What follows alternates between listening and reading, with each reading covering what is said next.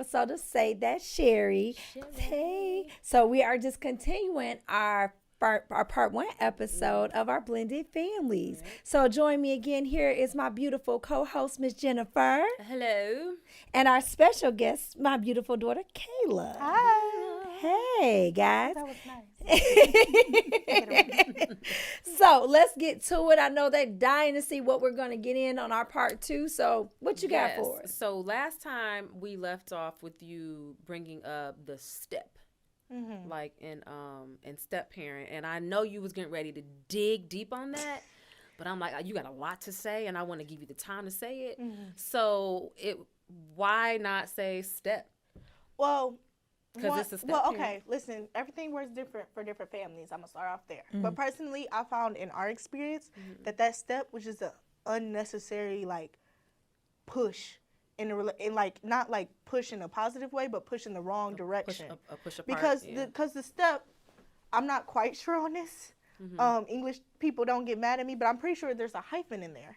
So it's really putting something in between y'all relationship before it even gets started.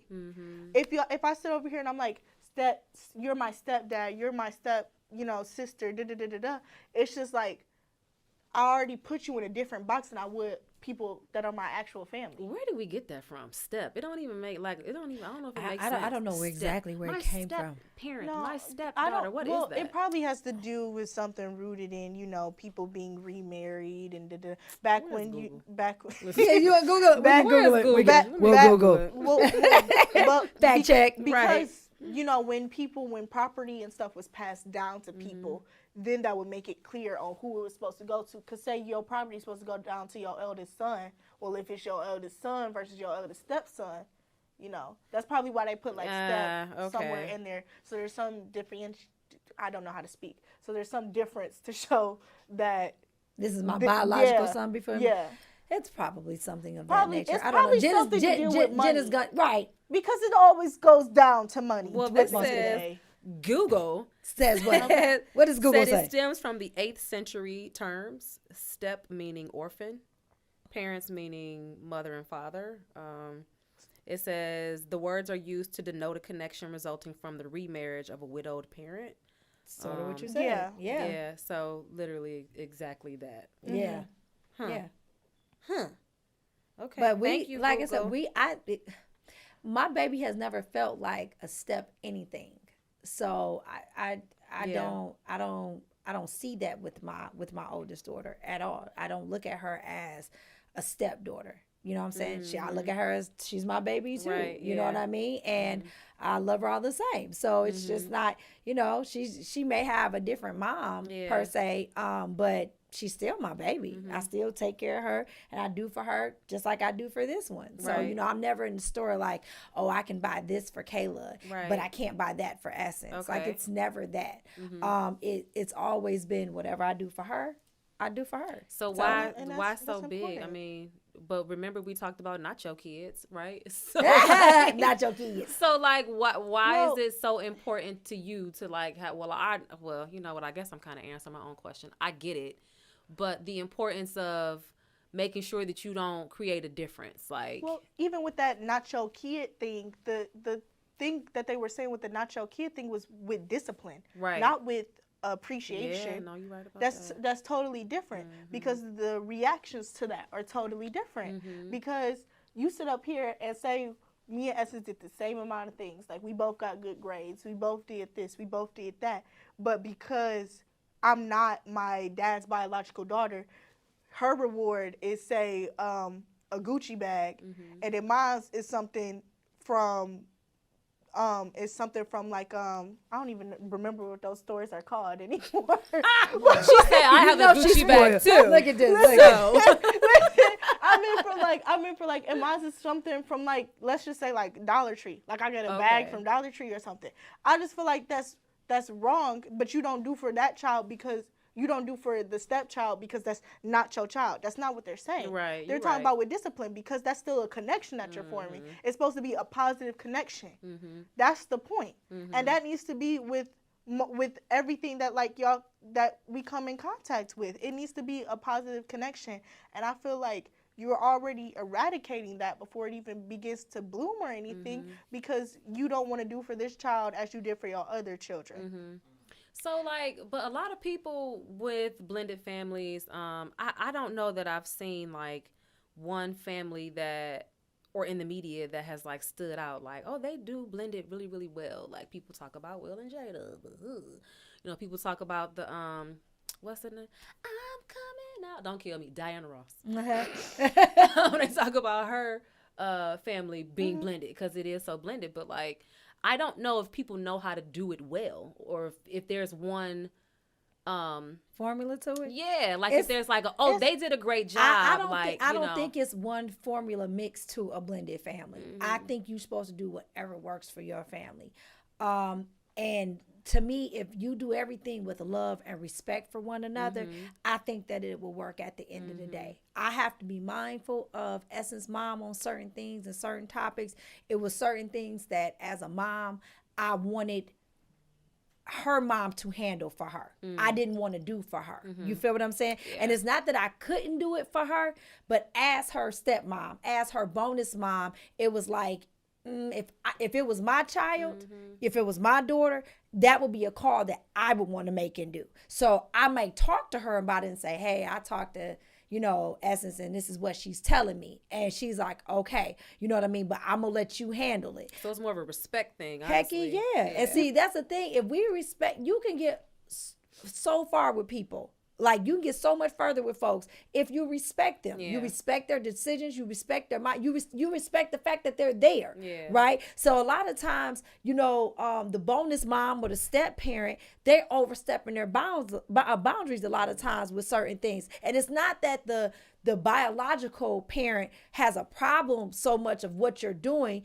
right? It's how you're doing it, okay? And it's different if she said to me, well, Sherri, I don't really want to handle that part. She came to you with it. Can you take care of it for me? Now, had she said that, then I would have did it. I'd have said, okay, that's cool. But at least let me run it by you, mommy to mommy.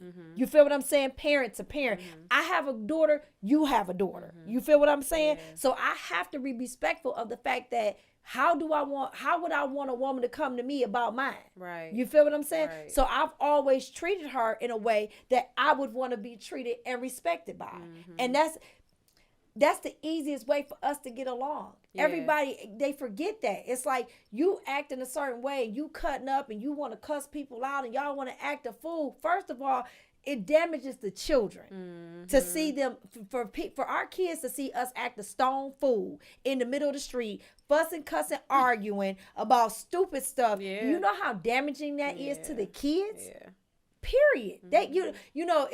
It's a divide that you're adding there, number one. Number two, you're not treating that woman like you want to be treated. You're not respecting her like you want to be respected. You're not. Period. At the end of the day, you and the man ain't together no more. That's really what a lot of times the whole argument come down to. It don't have nothing to do with the kids. Right. We be arguing about some adult stuff that don't matter at the end of the day. At the end of the day, y'all ain't together no more. Right. And if y'all got the type of man that's going flopping back and forth between the both of y'all, baby. Right. Then listen, y'all got whole other problems, okay? And that mean y'all two just know about each other. Ooh, was I not supposed to? Okay. I don't know how much. My bad. But I'm saying to you, when you're looking at it from a kid aspect, and everybody has moved on, and everybody is doing their own thing, all you have to do is handle everything with a matter of respect and love in mind. That's it. Yeah. They appreciate that. So anytime it was a topic that I felt was a little mommy sensitive, right? That I'm like, oh, okay. She gonna want to do this. Yeah, I'm gonna call her on the phone and say, hey, kind of need to talk to you about something. I was speaking to Essence. She ran this by me. I don't know how you want to handle this, but you tell me, but this is what I think. You ain't got to listen to me, but this is what I think, but it's your call. I just thought you should know. And she's like, okay, you know what I'm saying? And she take whatever she's going to do it, whatever's from there. And that's fine. You feel what I'm saying? Now, does that mean that I agree with every decision that she made? No. Does she probably agree with every decision I made? No. But I respect her enough that I don't undermine her decisions, right? I don't go back and be like, well, that was just stupid. I don't know why your mom did that. You think some women fight over like being the better mother? Blended families. Yes. And there is no such thing as being the better unnecessary mother. competition. It's better to have more people that you can go ahead and talk to. I think Yeah. that too. So It's like, look yeah. how many people are loving on your child. Yeah. Like, that's how I see it. But I can see, like, I'm open maybe to it. It's women like, do listen, fight. I've always told my girls, if y'all can't come to me, y'all can't come to your dad, please consult with an adult that you trust. Don't listen to your friends because they're just as stupid as y'all are. So, your and friends gonna say yes. Look, respectfully, Right. right? And it's only listen, and listen, and I only say Not that your friends. not your friends. Well, I'm like, well, I'm only saying, and Right. guys, I'm just playing, but I'm only saying that because kids have so much growing to do, and kids are emotional. They got their growing pains, and they're seeing different stuff like in different adults, family dynamics in different households. Yeah. So you got to understand what they learning and doing over there may not be necessarily what we learning and doing over here. So that might not be what you want to mix with the family. You know what I mean? So I always just encourage them. If it's not me, even though I got a great relationship with both my girls, and they I would say they tell me a lot. You know what I mean? And they share a lot of things with me, and I'm very, very thankful for that. And I don't take it for granted, at all. But if they ever felt like they couldn't say something to me, I would just want them to go to somebody that they trust. You feel what I'm saying? Okay. And that would give them some sound, loving advice. Okay. So if they said, I can't talk to mommy, but I'm going to go talk to pastor. You feel what I'm saying? My spiritual mother is awesome. So I wouldn't be mad if my baby said, no, I sat down and I talked to pastor and I got some clarification. I'm not going to sit there and be like, oh, so you think pastor's a better mom than me? Yeah. You feel what I mean? Yeah. No. Right. You see what I'm saying? I need her. Right. So I go to her. So I would be, that's totally fine with me. At least she was wise enough and used enough wisdom enough to go to somebody that can give her some direction. You feel what I'm saying? That's all I asked them to do.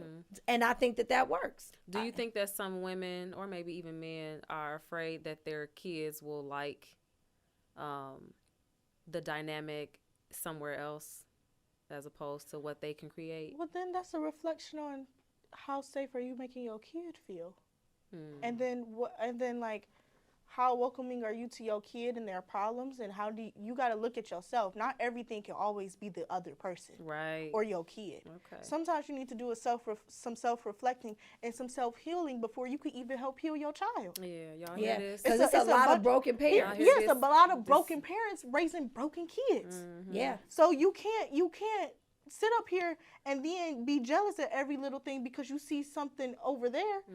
If it's a jealousy thing, then I feel like that's internal. Yeah. You got to look at what is making you feel this way and what are you insecure about within the relationship between you and your child. And then you need to figure out ways to work on yourself and then work on it. And then maybe even work on it with them. Sometimes it's okay to let your child know, depending on the age, where you feel insecure. Don't think that they don't know what that is, because insecure is a very common emotion that kids feel very early. Kids do feel it because that is a feeling. You can feel insecurity. It's a feeling. Yeah. So don't think that they're not going to understand what it is if you just come to your kid. And I don't believe in lying to my children. That's the other thing. Now, granted, I believe that there are certain ages we have certain conversations and stuff, but I have been very open and very honest with them ever since they were young, about sex, about boys, about all type of emotions that they're feeling. I've always left that stage open. You know, even when they would laugh at me and joke at me about it, hey, Nami, nobody wants to talk about boys, and I'd be like, yeah, whatever. We're gonna have this discussion. You know what I'm saying? Because I wanted them to understand that this was a safe space and this was a safe platform for that. And always just be. And I always have the motto too: if they're old enough to ask, then they're old enough to receive the correct and mature answer. So if she comes to me and she asks me something that I'm like, whoa, I was not expecting to talk about that right now. But since you opened it up, let's have at it. You know what I mean? Because especially nowadays, you know, these kids are not the kids that we were. You know what I'm saying? These kids, they go to Google and they type in a couple words and they find all kind of stuff that we be like, I ain't know Google. Right, we had to go. Look, we had to listen. You had to be snooping through your parents' stuff to find their little secrets, right? And nowadays, you just change one little letter on a word and everything else pop up, right?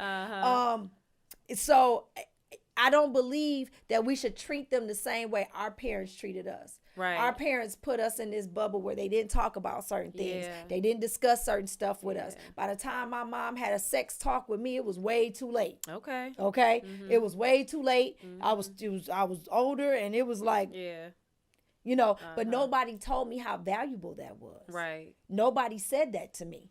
So I was not as careful with my virginity as I should have been growing up. Okay. You feel what I'm saying? Because nobody set me down and said, hey, this is a valuable thing. This is something that you don't just give to anybody. You just don't do with anybody. But that's something, as a mom, I said for my girls, they gonna understand. Yeah. This is a whole different territory. Willy-nilly. Yes, this is a whole different thing. And that's because I didn't want it wasn't the thing where I said, okay, I'm hurt about it, so I'm not going to discuss it with my girls. Yeah. You feel what I'm saying? Right. It was more of those things like, no, I didn't like that. I didn't like that aspect. So as a mommy, for me, let me change that with mine, because I'm all about changing the bloodline. Of course. How are you going to change the bloodline if you're going to keep repeating what our parents did? Right. Well, my mama did it this way. My grandmama did it this way. That don't mean your mama and your grandma was right. Well, first of all, a lot of them have problems with what they mama and grandma did. That's what I'm saying. And then we So- just doing it. And then And they we do it repeat again. and that's you crazy. repeating it. So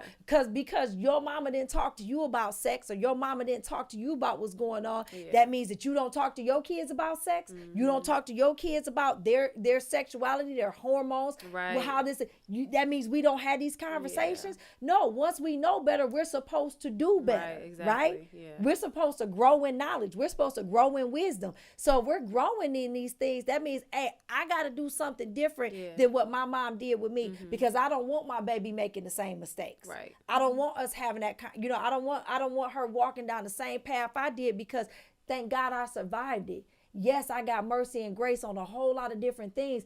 But guess what? If I'm just a little bit more open and honest with her, if I tell her certain things, maybe she'll have a whole different walk than me. Yeah. You feel what I'm saying? And she don't have to go down that same path with me, because I'm not hiding the fact. I didn't make it seem like I met her dad, and that's the only man I've ever been with in my life.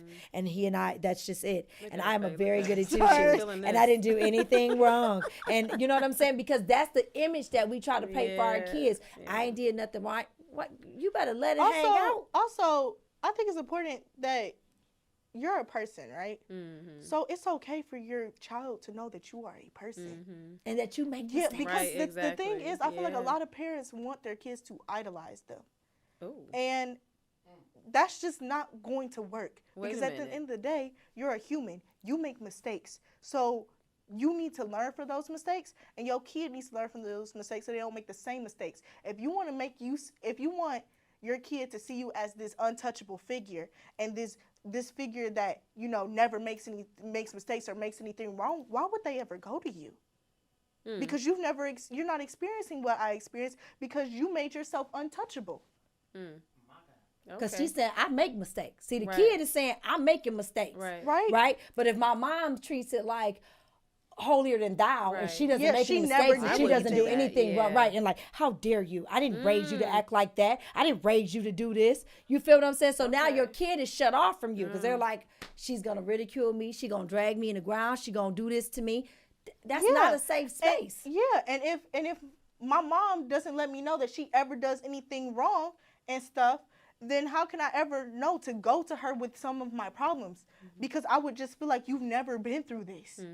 So now I'm over here trying to deal with it on my own, and I'm trying to do it on my own, where she might have some insightful things that would help me and heal me and lead me on the right path. But you too busy wanting to make sure that your kids see you as some godlike figure because you give them $20 every time they ask for it. That's not how that works. That's how you feel right now. You gonna lay it out there, huh? Well, She said well, they gave me $20. well, got my fuzzy socks. I'm saying. I'm just saying. Because they think, one, I feel like some parents need to do some healing on their parental sides. Okay. And they need to admit that they've made some mistakes as parents. So that way they can grow from it. If you think that your kid is just going to get over it, that's not helping either of you. They can't heal from it. You can't grow from it and try to learn and keep going in that positive direction. If you sit up here and like, I made a mistake, but I can't let them know that I made this mistake, then it's over. There's nothing more to talk about Yeah. because y'all can't connect. Yeah. You're severing that connection with your kid. So sometimes I think that maybe some parents, I don't feel this way because I share with my kids too, but sometimes I think that parents maybe hold back on saying certain things because they don't want their kids to make the same mistakes. They don't want to put ideas into the kids' head. That's what I think. I've heard no, you're that. absolutely right, Yeah. because I've heard of that too. Yeah. I was talking to a mom, and we were talking about birth control Yeah. and things of that nature, and she was having a big issue with the birth control side of things, and she was like, that's like me saying she could just go ahead and do it, and I was like, well, for me, it doesn't. I said, because what she's telling you is she's mature enough to come to you and say, hey, I want to be on birth control, which means now she's already made a decision to have sex at this point. Yeah. She's already made a decision to do that, correct? Yeah. So at this point,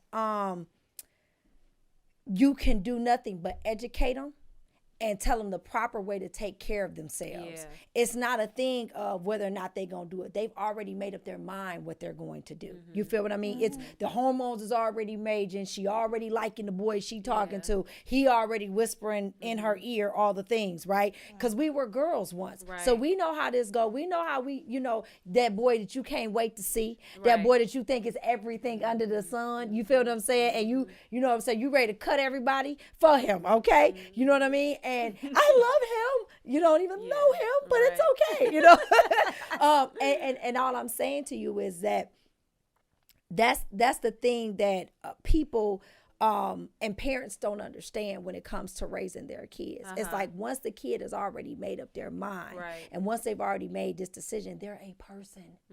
They're not a robot. We cannot control them. God gives us our own free will, right? So our kids have their own free will. So once they get to a certain point, the only thing I can do at this point now is what? Guide you and educate you the best way I can and say, listen, these are the mistakes you can make. This is what can happen. These are the pros. These are the cons. I understand how you feeling and go from there. But to your point, that's exactly what they're doing. They're withholding information thinking, well, I don't want them, you know what I'm saying, to start doing drugs. I don't want to. No, you need to sit them down and say, let me tell you what's been a stronghold in our family. Yeah. We have alcoholics that run through our family. Yeah. The reason why you don't see your mama touch drinks, the reason why you don't see your mama embracing that, because that's me breaking another stronghold off my bloodline. I don't want that taste in my mouth. I'm not going to show you what that looks like because it's not attractive to be out here being drunk. Right. It's not, you know what I'm saying? It's something that I don't, it's a poison that runs through my bloodline to the point it takes over your life. Yeah. That's not something, a stronghold that I want on me. So that's something I have to share with them, not to be scared of them saying, oh, they're going to go try alcohol now because I said something. No. Which, that don't even make sense. I feel like y'all should have a little bit more faith in your kids. To be like, if you're sitting over here and you're being honest with me and you're telling me that, oh, alcoholism does this to our family. Why in the world do you think I would go out and do it? How much trust do you have in your kid? You have that little faith in your child, for real? Right. It's like you gotta set them up for success. By not telling them that means that one day they're gonna go out and they're gonna be with their friends and then they're gonna drink. And then they have the taste. And but see, they don't know what that spirit gonna do, because that spirit might be waiting on her because it skipped me, right? That taste skipped me. So how do I know that demon is not sitting there lurking like I can't wait till she get to college so she can have her first drink, and then once I open her up to that. But if she sit there and go, nah, I'm straight. You feel what I'm saying? Yeah. Nah, I'm good, because I know about that spirit. I don't want that spirit on me. You feel what I'm saying? So that's the reason why. It's important to educate your kids on these strongholds. It's important to educate your kids on the tricks of the enemy, right? And let me tell you something. Strict parents make sneaky kids. That is something that I feel like people of all generations can say, because the most sneaky kids I know have the strictest parents. Yeah. Because at the end of the day, they're not going to tell you anything, nor even when they recognize that it's bad for them, are they going to come to you for help? At that point, they're just going to try to do it themselves. And that don't work. You always need a support team. Yeah. So it's like, you over here hounding down on them, this, that, and the third. And then they go out and now they're doing it anyways, but they're doing it behind your back. And they got a little edge of freedom. That's what it is. Yeah, it's like when they get that, college, as soon as they get their little edge of freedom, they go buck wild. Listen, I go to a boarding school at high school. Let me tell you something. Them kids, as soon as they get away from their parents, I don't even understand how we got all the substances that we got on the campus that I'm at, because we're high schoolers. And I've seen kids at 14 that have had substance abuse issues. At 14. Yeah. So how are you even getting the substances at that point? Yeah. So it's but even still, at 14, if you're getting it from somewhere, so somebody connected to you is giving you that. So you need to talk to your kid and be real with your kid, because that means somebody else connected to you. You don't know if it's a cousin, an uncle, a brother that's over there sneaking them some. Yeah. Because that's why you have to be honest with your child. Yeah. So that way they we can had be a whole honest talk with you. before she went to this school. Yeah. I was like, let me tell you something. We had to talk about drugs. We had to talk about a whole lot of things that can go on, because I wanted to make sure that she was equipped enough to handle it. And I didn't want to be naive with thinking, oh, this is not going to go on. They're in high school. They're in this. No, she goes to a school with kids, and they have no limit of means. Right. Okay, so they have access and money and everything to do all the things, Jesus, they want to do. So I had to make sure that she understood what she was walking into and how to handle this. And both my daughters, I'm extremely proud of the fact that they are leaders. They're not followers. So they don't go along with the crowd. She don't care about you being mad at her as her friend if she don't want to do something or don't want to do that. So I felt confident in sending her away at such a young age. You know, as a 9th grader in high school, I felt confident sending her away, because I was like, okay, she got a good head on her. She don't care if nobody mad. She know how to stick up for herself. She know her no means no. Right. If I don't want to do this, I don't have to do it. I don't care who mad at me. Don't talk to me. It's okay. And I'm very, very proud about that. But that's something that I instilled in them to say, hey, your no is your no. Mean what you say, and this is why. But I didn't sit there and try to pretend that those things may not happen on campus. Those things may not go down on campus. Oh, she's not going to have that problem. Oh, no, that's exactly what's going to happen on campus. You think I don't know? You feel what I'm saying? Like, no. Also, I feel like it's important to not take ourselves out of the equation.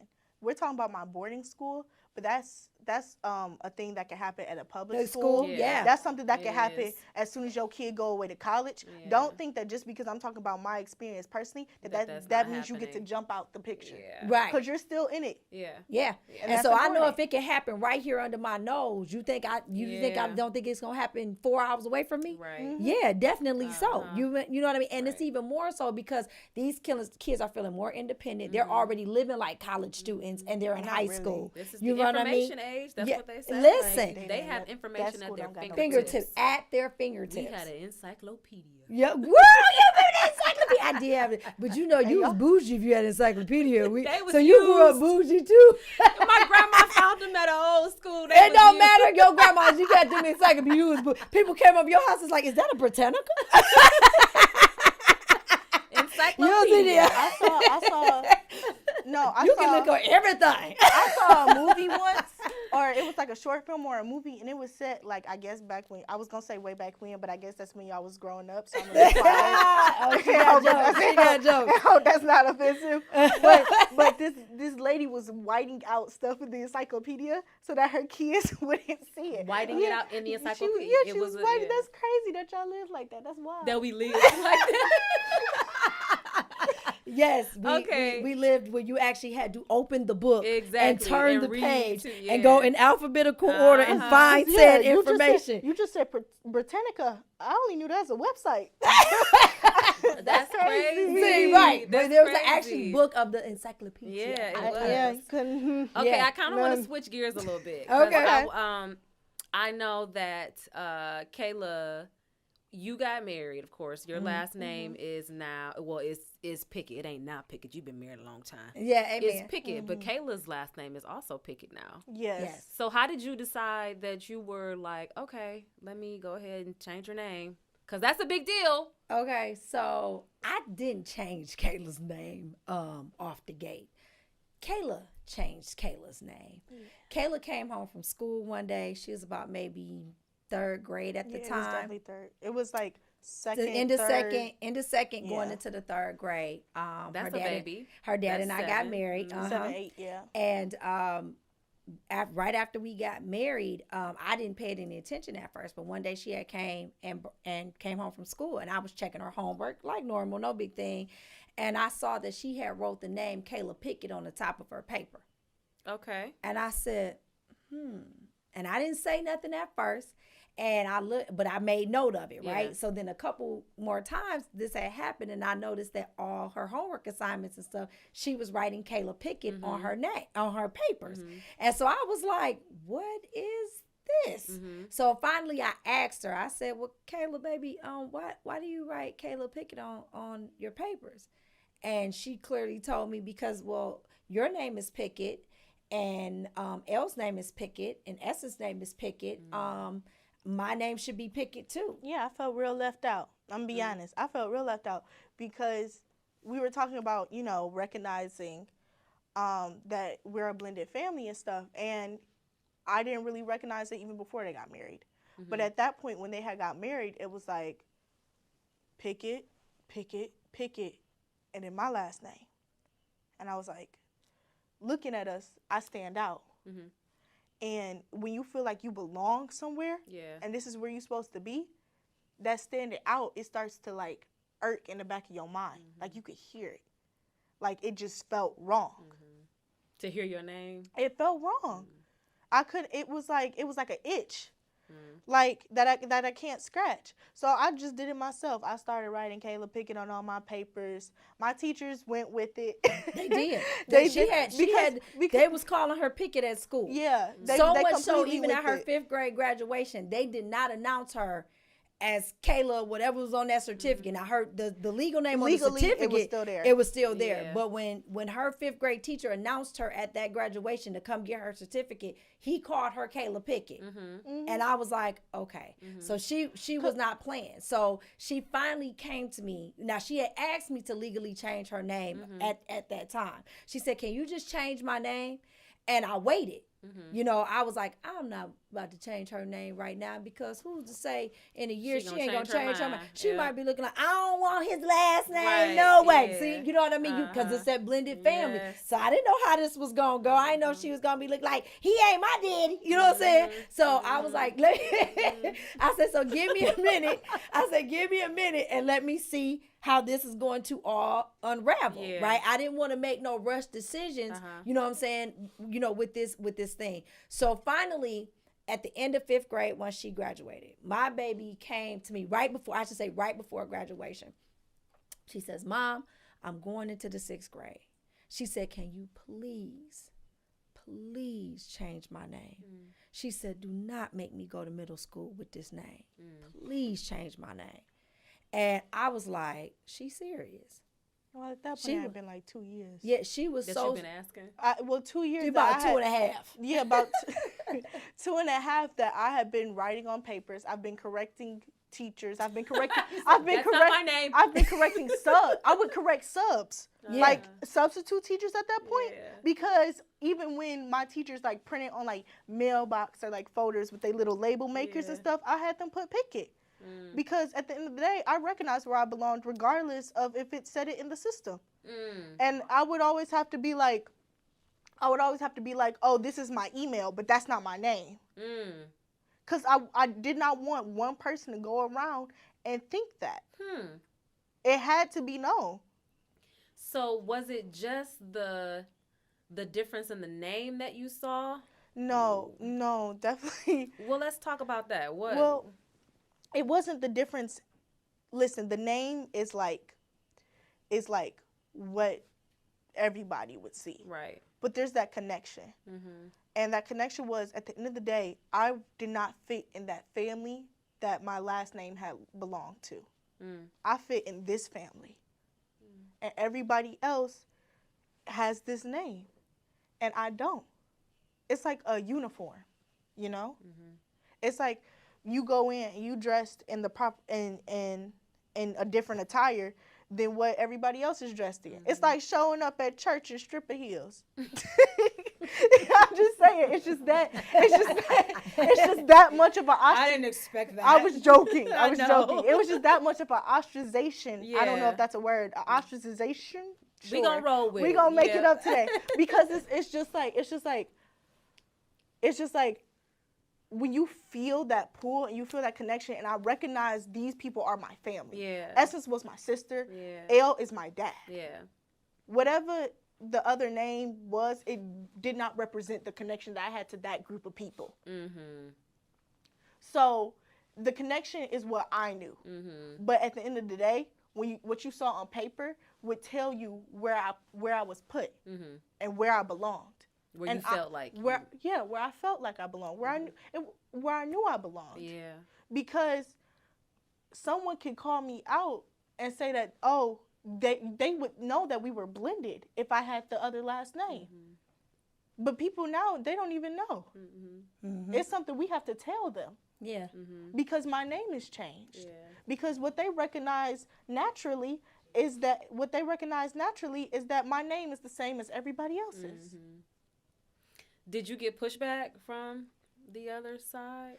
Not really, because I didn't really communicate too much. He was never really big. It was never a really big he was never a really big part of her life. So it wasn't like it was a whole lot of dialogue or anything about it. I did everything legally that I was supposed to do.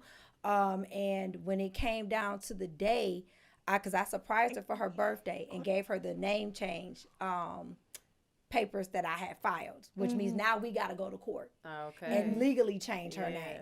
So I did everything I was supposed to do as far as the court systems are concerned, and we showed up to court that day. And that day was rough because... Wait, before you get to that point, just on this question, quite frankly, it wasn't their choice. Because like my mom had said earlier, once your child makes up their mind, they make up their mind. So in my head, I had been a picket for 2 years. What was they gonna come in and say? You ain't no picky. Yeah. Yes, I am. You can say what you want. You can say what you want, but it was the connection that you felt that made you like. And I didn't have that connection with them to want to hold on to the other name. It was nothing there for me to hold on to. Yeah, I understand. It was no grip. Okay. So you went to court. So we went to court. Yeah, we was at court. And we were sitting there in the courtroom, and literally that judge had like 5 cases before ours, and he name changes, and he denied every last one of them. So we were sitting there like, oh my God, he was tough. He was going. I mean, them people was up there, and he was like, nope, not granted. Nope, not granted. Go back and file this. We was sitting there like, this man is not for the game. Because I wrote about this in my college essay, which is a phenomenal piece of literature.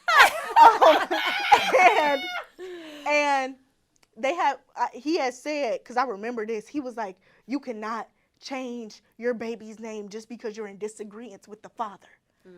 And I was in there shaking in my boots because I was like, dang, I'm kind of in disagreement. I mean, depending on how you look at it. Like, if you want to look at it from a negative perspective, I'm kind of in disagreement with my biological father, and I need this name changed because of that, even though that's not the full story. Yeah. But I was like, oh, he said that. I was like, oh. Yeah, we was scared. He was scared. Showtime, mama, go up. He was scared.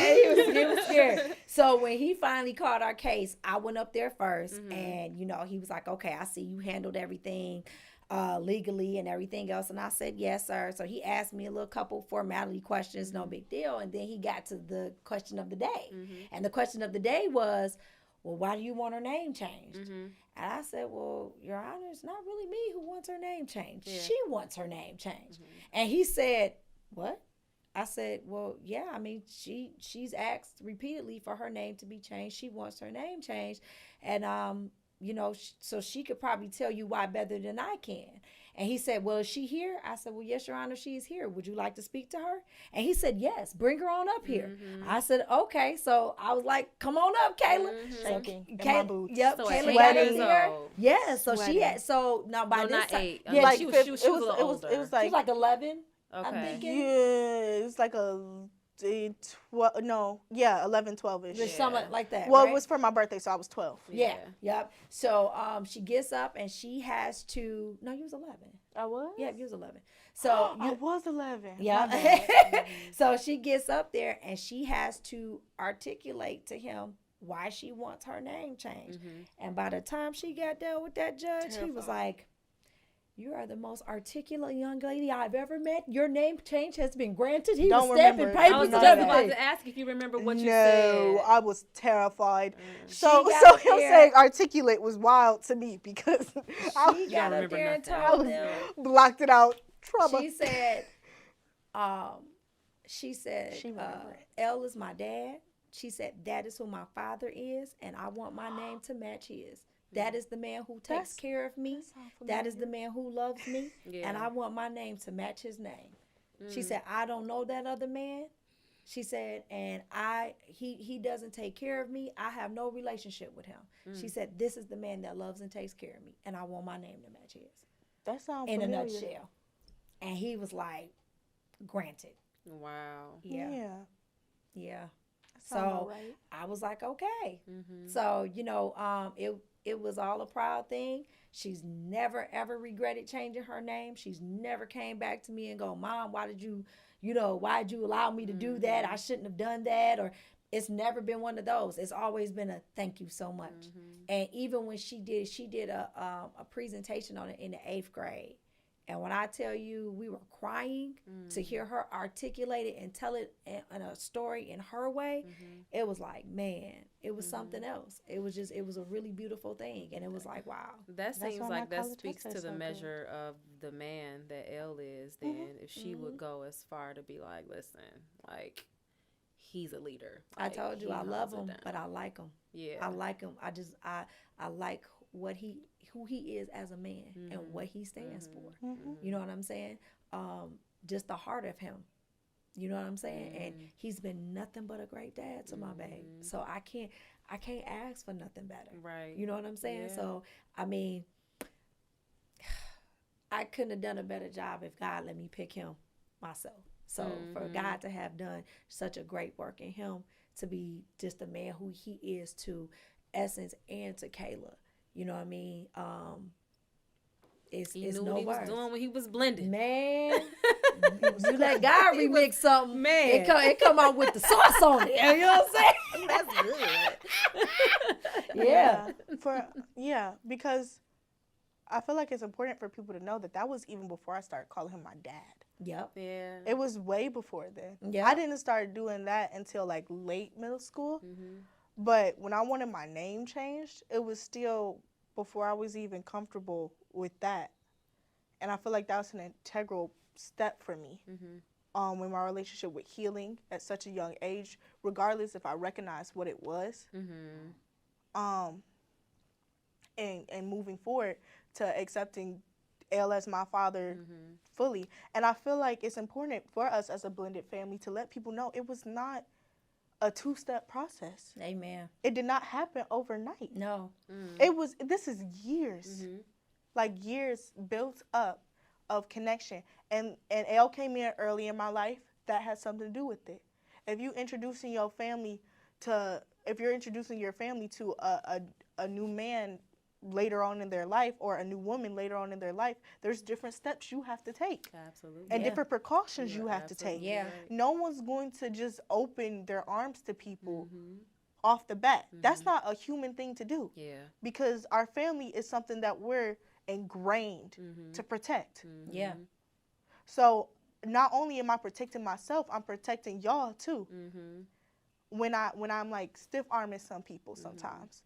And so that's important that you introduce these people into your family's life at the right time, at a very particular time, and at a time where it'll be comfortable for the both of y'all that everyone's receptive and everyone's open. Yeah. Don't have nobody here. I'm going to use it. Don't have nobody knocking at a door and you know the person's not home. That doesn't make any sense. Yeah. Yeah. Yeah. You have to make sure that both your family and the person is ready to open and receive. Sometimes people try to blend the family too fast. Yeah. Yeah. Sometimes it's not the right time for the person that you're dealing with to be introduced for your family. And it's not the family, it's them. Yeah. Yeah. It was a lot. And that's the reason why I said I had to be so careful with Essence, because it would have been the wrong time for us to meet Essence too soon after her brother's passing and things of that nature. That would not have been a good time for her, and that would have been very traumatic for her. Can you imagine that? All of a sudden, you know, my parents are splitting up, my brother's done passed away, and here it is, daddy just moved this woman and her kid in. And you feel what I'm saying? That would have put a strain on me and that would Essence's have put relationship. a huge strain. So you have to be patient in this process. It's not, God has timing for a reason.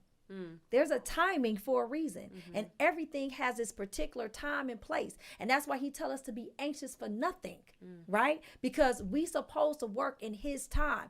It's okay that you want to do these things, but could you wait your time for it? Can you wait to the right season? Can you wait to the right moment for this to happen? And if you're believing that you're doing everything with good intentions, then you waiting for the right time should not bother you. Right. It should not stress you. Yeah. It should not bring you anger or frustration because you gotta wait. You feel what I'm saying? What my husband and I have, this was ordained. Yeah. Whether however we got together, however it happened, however it meshed together, this is something God blessed and anointed himself, right? So if that's the case and I know it to be so, then I am fine with whatever time that we have to, you know, put in to get where we're trying to go. You feel what I mean? I want God to put his blessing on it. I want God to put his timing on it. Because if I know if it's in his timing, it's going to line up with everything he wants to see done. Period. He going to line up for the best thing for Essence. He going to line up for the best thing for Kayla. He going to line up for the best thing for my husband and I union. If I work within his timing. But if I'm steady trying to rush stuff, steady trying to force stuff, steady trying to make these pieces fit that's not fitting. Yeah. And it doesn't turn out the way I want it to. Who fault is this? Right. You rushed it. I rushed it. It don't need to be rushed. This is love we talking about. Yeah. Love is patient. Yes. Patience is a timing. And you got to be careful with it. It's not something you could just throw around. Yeah. It is something that is earned, and it is something that is given. And when somebody gives you that sort of love, or when there's love in a relationship, it's completely different. Yeah. It's a level of respect and understanding. So it was beautiful to see how God blended everything. It was beautiful to see how the girls interacted. It was beautiful to see how my bonus daughter and our relationship has been so great over the years. I love her. I you know, anything. That baby called me right now and I'll stop and do everything I have to just for her. Yeah. You feel what I'm saying? Yeah. So I'm thankful for that. I never take that for granted. And I'm never selfish with it. I'm never arrogant about it, right? Because it's simply a blessing that it was even panned out this way. Yeah. You know what I'm saying? That things even happened as great as they did, because we got a lot of resistance in our relationship from outside people. We got a lot of resistance in our relationship for how things transpired and went together. It was a lot of pushback. And so it's some things that we could have just got in our feelings about, we could have got in our emotions about, but instead we didn't. Right. We got into the word, we got into a great covering, and we were able to put God in the midst of everything. We put some repentance in there for some stuff. We asked for forgiveness on some things. We added that with some love and some patience. And God came up with a great formula called the Pickett family. Amen. So that's what happened. And I'm thankful for that. So I'm thankful for the experience that she's got to have, and that she has a great sister on her team, and so many things to come. So if you had to give like a quick piece of advice to anybody that's like blended or trying to blend, what would be your biggest thing that you would say as the kid that's being blended in, and then as like a mom? Oh, go ahead. No, you go ahead. You want me to go ahead? Yeah, you go ahead. I got to let it simmer. I'm thinking. Remember, we're advising the blended and blending. Be respectful. Walk in forgiveness of yourself and the other people. Okay. Because it takes patience, it takes understanding. Everybody don't parent the way you parent. Right. Everybody's not going to see things the way you see them. Yeah. So have patience with that. right? Have patience with the mom that's having a hard time with the split up and with the breakup. Don't be so quick to try to rush them into a healing process or make them be accepting of you or accepting of your child or the blended family. Okay. Just because you're okay with it, just because you're healing faster than them, or because you're in a better position than them, don't discount their feelings. Don't discount that mom. Don't discount that dad. Right? Be mindful of how they're feeling. Be mindful that this is their child. Right. Okay. Too. Right. Okay. If we learn how to do that, keep the communication open, be transparent about things, but always be respectful and do things in love. You're going to see your family dynamic grow and grow for the better. Be mindful of your children and be mindful of how the children are received and perceived by other people. And be mindful to still be respectful of them. Because even though they're kids, even though they're younger, right? They eventually grow up to become adults. And what we teach them now is what they're going to portray later on. Right? So if we teach them love and we teach them respect and we teach them kindness of one another, that's the same thing that they're going to give when they get older. They'll give that. I feel like it's important from the kid because we have a very unique perspective that is often overlooked sometimes by the adults because they want to rush stuff. But for the kids, we have sort of the power to either make or break a relationship. And I feel like with us, the least you can do is if there is some sort of animosity or hurt, recognize where that's coming from. And you ain't got to fix it all at once, but try to work towards fixing that. And then when you're at that point, at least try. The first thing you have to do as a child is try. And if you try and it doesn't work out, then it doesn't work out. If you try and it does, then you can keep on progressing. And it does not mean you try this one big thing and then it doesn't work out and you never try again and you shut it out. Start small. Don't try to deep dive into nothing because that's going to end up with more hurt. Because the bigger the risk, the more hurt or love it can cause. Okay? So if you're not prepared for that, then start off small. So that way maybe you can bounce back from what just happened with the small thing and then work your way up. Don't start off big and then you end up with your feelings hurt and you can never get along with this person ever again. And now they're in the same house as you. Okay. That's good. That's good. All right, blendedness. Yes, we all blended here. Yes, we are all. Listen, because blended families are so much more prevalent than what we what we even understand, right? It's. I mean, it happens all the time to us. I mean, it's a blessing to be able to have both your parents in the household, right? But it is a rarity now. It is. It's rather rare, and we have it, and I just say that it can all work because at the end of the day, we all family. I agree. We are all family. Whether we like it or not, we're all family. So we find the best ways to get along. I agree, It'll all work out for everybody. I mean, it's more common now because women can open bank accounts. So. Is that what it is? Yeah, no, it is. Because we can have our own money. Because before women could open bank accounts, nobody was getting divorced. So we had to just thug it out with him. Thug it out. Get no divorce. Can't get no divorce. Every time you look at him, you want to take this knife that you use to chop carrots and put it somewhere else. But now that you can live on your own, it's not necessarily a need anymore. Right. So. Well, those are really, really, really. So it's nice. Really good gems. They're great. Yeah. Great gems. We have to. No, we're not doing that this time, but. Bless the business.